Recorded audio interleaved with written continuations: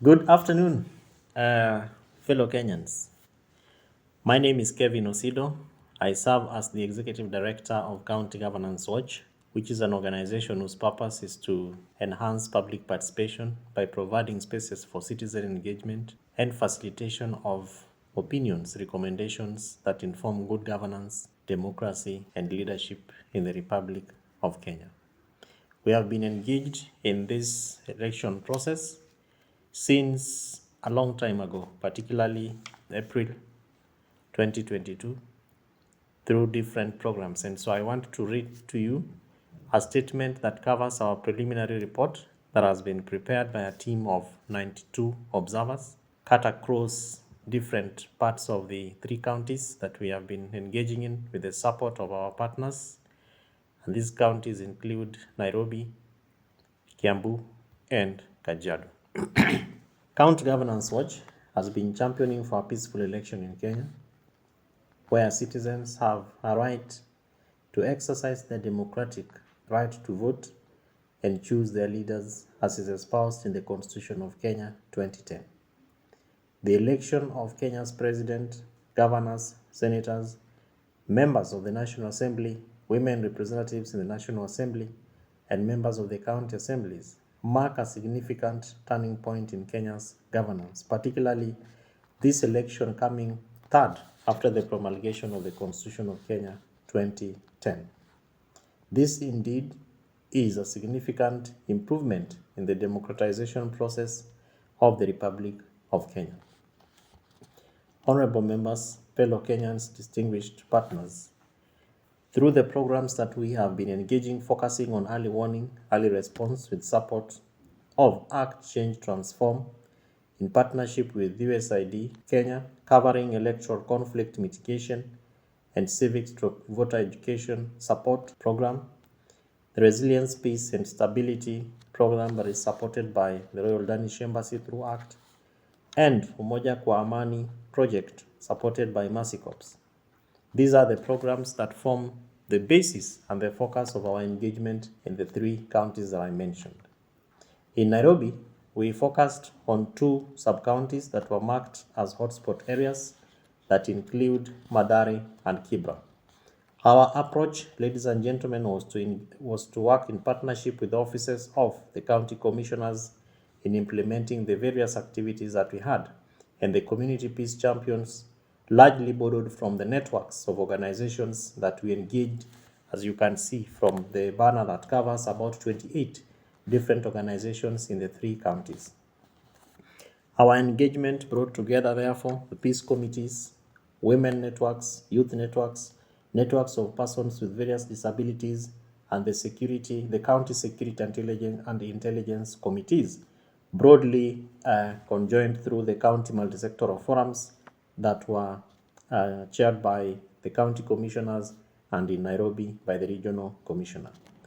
Through these platforms, we were able to create mechanisms and spaces for engagement for citizens of the Republic of Kenya to share experiences, their challenges, and make recommendations on what would work and what may not be able to work based on our past political experiences, where they had the opportunity also to undertake specific county conflict analysis and also drawing their own experiences by sharing, drawing their own recommendations and solutions by sharing their experiences.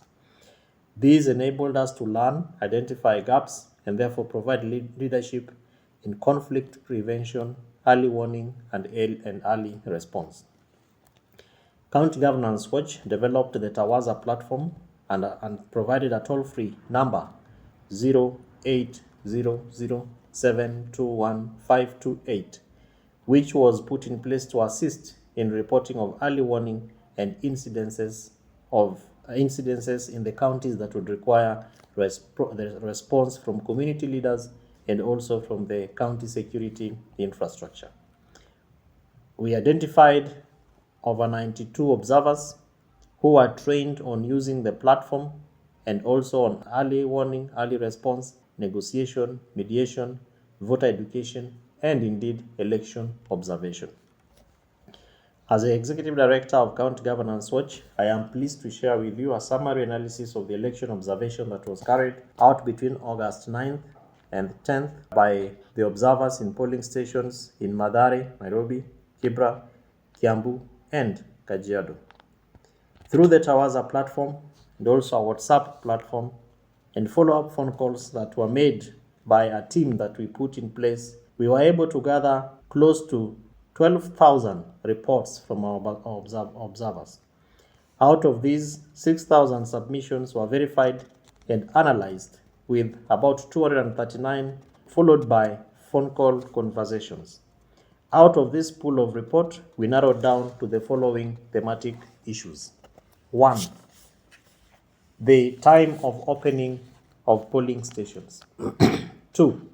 Voter turnout in the 3 counties. 3. The character of peace in the voting process. 4. Election security at the polling center. 5. Challenges encountered by voters at the polling stations, including the ICT behavior, which focuses on the KIMS equipment. 6. Limited the place of voter education. And then 7. Electoral officials' competency. That focuses on the competency of the IEBC officials. So, ladies and gentlemen, the data that we reviewed focused on 43 reports, revealed that 43 reports from the 3 counties of interest showed instances of technology malfunction. These were marked by difficulties in voter identification through the KIMS kit and also other instances that included low quality images transmitted by the presiding officers through the KIMS kits. In addition, we received about 39 reports of voters in polling stations giving sentiments that advocate for peaceful election and commending the participation of both women, young people, persons with disabilities in the electoral process, and also giving support to voters who needed assistance. When reviewing the election security on the poll day, our observers reported 87 cases of general sentiments that the elections were peaceful in and around the polling stations and also around the polling centers.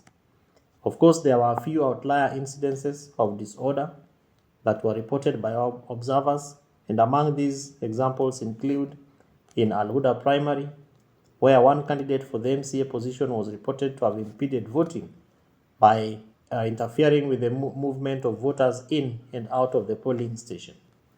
Separately, in Kibra's Toy Market, a candidate for the MP position was reported to have allegedly used women agents in violence and bribery efforts, and 3 of these culprits or suspects were actually arrested by the security forces.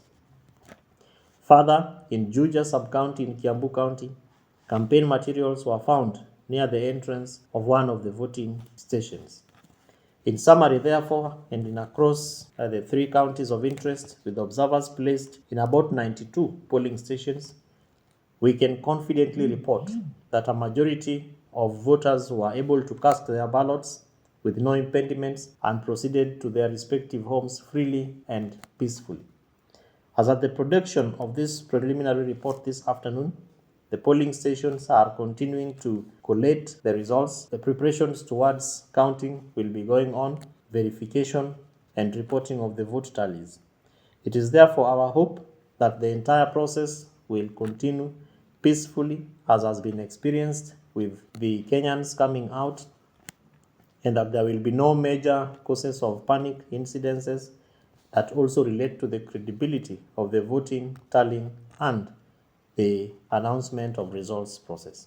We urge all Kenyans to continue preaching peace during this period, and indeed looking forward to how, of course, the IEBC will be able to bring this process to a conclusion. We thank you so much for your continued support, and we thank our partners for their support and also making it possible for us to give the observers an opportunity not only to learn but also to contribute towards the democratic aspirations and political growth and development of Kenya through the Kenya 2022 general elections. Thank you so much. God bless you, and God bless Kenya.